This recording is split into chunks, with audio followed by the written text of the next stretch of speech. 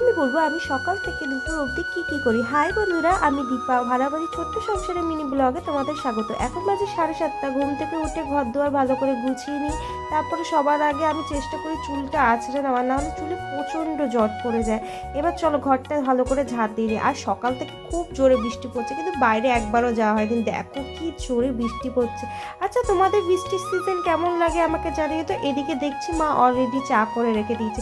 চা খাওয়া হয়ে গেছে। এবার মা বললো ফ্রিজ থেকে মাছটা বের করে রাখ, বেসিনে রেখে দে, না তো মাছ ছাড়তে দেরি লাগবে, মানে মাছে বরফ লেগে গেছে। আর আজকে সকালে খাবো আমি ডিম ভাজা আর ভাত।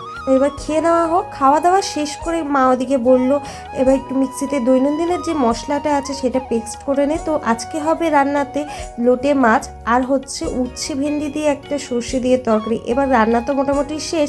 এবার চলো স্নান করে আসি। আজকে স্নান করতে এত ঠান্ডা লেগেছে। চলো আমি লাঞ্চ করতে বলছি। ভিডিও ভালো লাগলে সাবস্ক্রাইব করে দিও।